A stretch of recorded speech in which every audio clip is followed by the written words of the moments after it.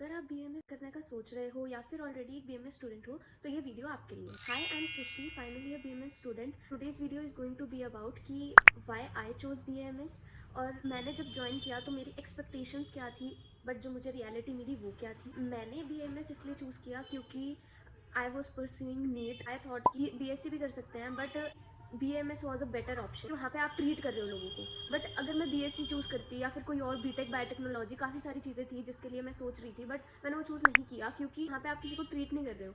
तो मुझे as a profession मुझे डॉक्टर ही बनना है। That was my main goal, जिसकी वजह से मैं नीट की भी प्रेप कर रही थी।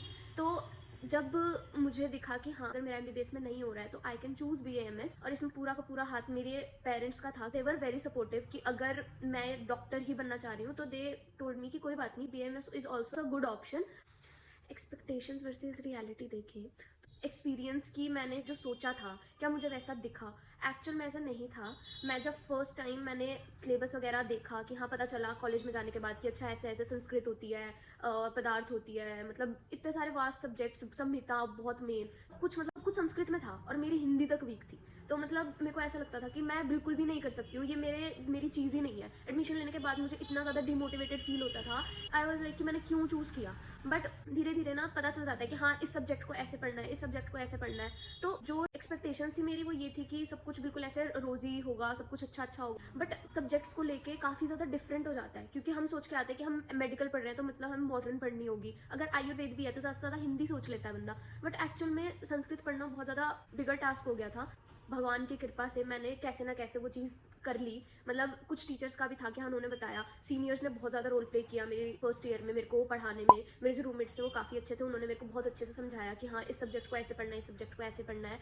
जब फाइनल पेपर दिए तब बहुत ज़्यादा डर लग रहा था, क्योंकि पहली बार ऐसे पेपर दिए थे जिसके अंदर श्लोक भी लिख रखे थे। What are my honest feelings, तो से बोलते हैं जो आयुर्वेद होता है वो अपने स्टूडेंट्स को खुद चुनता है। तो ये बात मुझे ना कहीं सच लगती है, क्योंकि मैं बिल्कुल भी प्रिपेयर्ड नहीं थी इस चीज़ के लिए और मुझे कभी नहीं लगा था कि ये मैं कर भी पाऊंगी।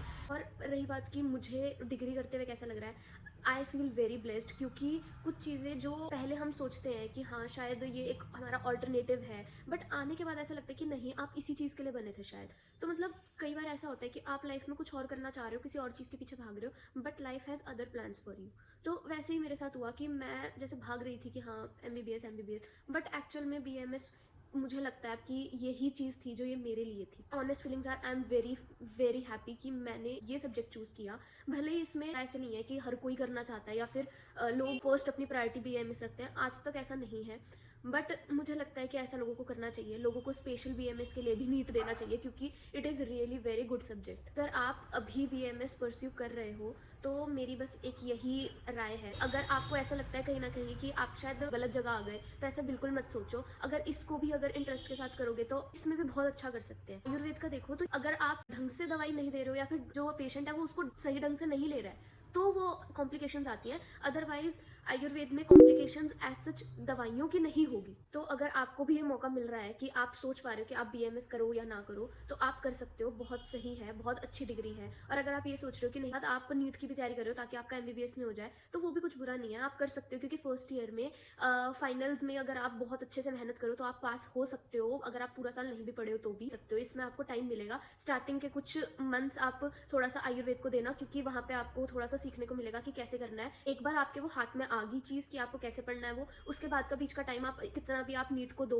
आपकी बात की आप बाद में, जैसे हम कोई भी डिग्री करते हैं वो हम पैसे कमाने के लिए करते हैं, तो अगर हम बात करें तो इनकम कितनी हो सकती है, तो income on the basis of आपका हाथ कितना साफ है। जनरली बात करें तो 35 to 40,000 to be very true, इतना आपको बेयर मिनिमम मिलता है। बाद धीरे धीरे आपकी इंक्रीमेंट लगती रहती है कि मतलब हाँ, आपको एक्सपीरियंस बढ़ रहा है। MBBS में काफ़ी ज़्यादा अच्छा मिलता है अगर आप इंटर्न के बाद डायरेक्ट भी हॉस्पिटल में लग रहे हो कहीं पर। बट अगर आप BMS करते हो तो ये सबसे बड़ा कॉन है एक, कि आपको फर्स्ट जब आप स्टार्टिंग में ज्वाइन करोगे आपको सैलरी कम मिलेगी। अगर आप PG की तैयारी करते हो वो अलग बात है, पर अगर आप सोच रहे हो कि BMS करने के बाद जस्ट बाद आपको जॉब करनी है हॉस्पिटल में, तो आपको 30 to 35, 40 भी मिलता है, कहीं पर 45 भी मिलता है।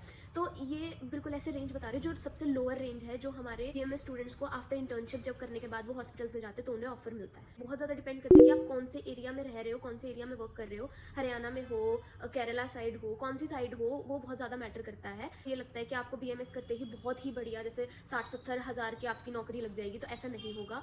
हो भी सकता है अगर आपकी किस्मत अच्छी हो, देते भी हैं ऑफर्स, बट ज़रूरी नहीं है, क्योंकि हमने जितना सुना है उसके अकॉर्डिंग तो काफ़ी कम जो है इनकम रहती है स्टार्टिंग में। तो that's it for the video. अगर आपको ये वीडियो अच्छा लगा हो तो लाइक, शेयर एंड सब्सक्राइब। ऐसी वीडियोस मैं बनाती रहूँगी। अगर आपको कुछ और कंटेंट चाहिए हो तो आप मुझे कमेंट्स में भी बता सकते हो। Thank you for watching. Bye.